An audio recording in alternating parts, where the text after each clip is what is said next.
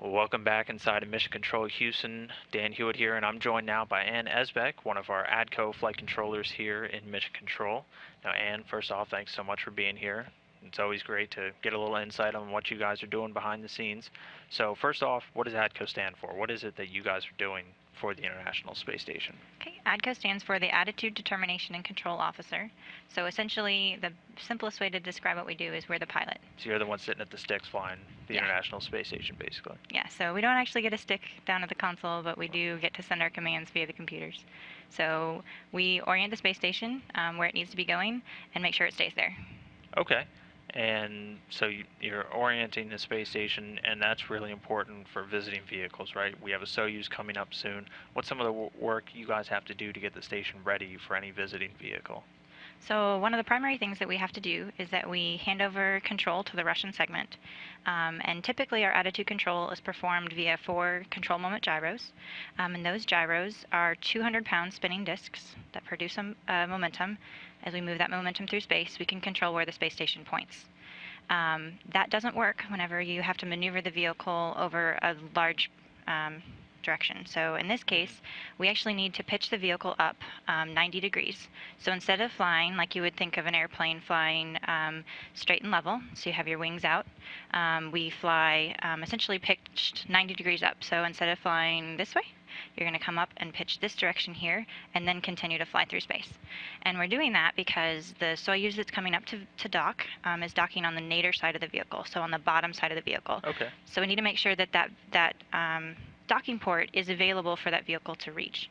And so by pitching the vehicle up, they can come in along the velocity vector and dock nice and easy with the sun pointing right where it needs to, so they can see it.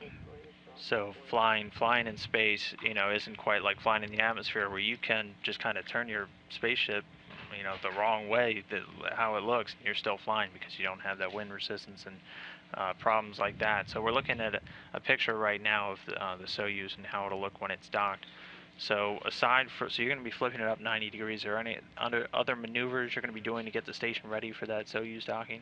So the order of operations for the day is that we actually turn on a lot of different, they're called ORUs, on-orbit replacement units. And it's things like an extra rate gyro so that we can measure the rates on the space station as we're doing the maneuver. And it gives us additional redundancy. So if we have a sensor fail during the operation, we have an additional one already turned on, so it'll switch over automatically and we don't have any interruptions. So we have a lot of configuration that happens on the space station prior to getting ready to dock. And all of that's completed well before we hand over to the Russian segment. Then we hand over to the Russian segment, perform the maneuver up to 90 degrees, and we'll be flying 090. And then as the crew is coming in, they will monitor to determine whether or not we are holding to a tight enough attitude for them to dock. If for some reason they don't think that the docking is going well, they will hand over and do what's called a manual docking. And they actually take the Soyuz out of their automatic mode and fly the vehicle in manually. And then once we're docked, the vehicle will go to free drift. When the vehicle is in free drift, it reduces the loads on the docking mechanism so that they can close all of the hooks and do a hard mating properly.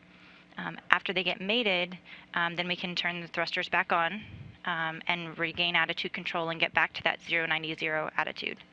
After we've gotten back to that attitude, we'll then pitch back down into our normal flying attitude. And once we're there, we'll actually disable thrusters again so that the hooks can be installed on the Soyuz and open the hatches so the crew can come inside. After the hooks have been installed, then we'll turn the thrusters back on and we'll be able to continue our day. Okay, wow. So not as easy as just, two things linking up when they're flying at, 17,500 miles an hour. It's pretty tricky to get them to as simple as that sounds. No, we have a lot of other operations that we have to do during the day. Okay, well, what about some of the other visiting vehicles? I know you're pitching 90 degrees for this one. Is that kind of standard for most vehicles, or? If we're going to dock nadir, which is on the bottom side of the space station, yes, we'll typically dock at 090. If we have something that's coming to the aft portion of the vehicle, so the back side of the vehicle, we'll have a different attitude. Typically, we actually stay pretty close to our TEA, which is our torque equilibrium attitude. So that's what we fly on a nominal day.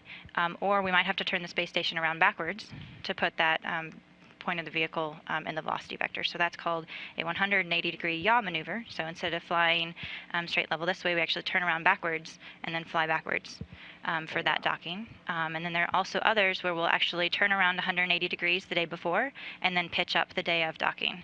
And that's so that we can dock to the zenith port. And then we'll pitch back down and then turn another 180 degrees back before we get back to nominal ops. And those sort of dockings actually take a 3-day time period because we have to maneuver the day before and wait in that it's called minus XVV TEA. And then on the day of docking, we'll do the pitch up attitude and then pitch back down following. And then we have to wait another day and then we maneuver back to the nominal attitude. All right, so flying in space, you're making it sound a lot harder than I always thought it was, but glad you guys are on top of it and you're always controlling it. Well, we'll certainly be looking forward to all the work you're doing to get this station ready for that Soyuz docking. And thanks so much for coming on today and telling us a little bit about what ATCOs are doing to keep our space station flying. No problem. I'm glad to be here. All right, thanks.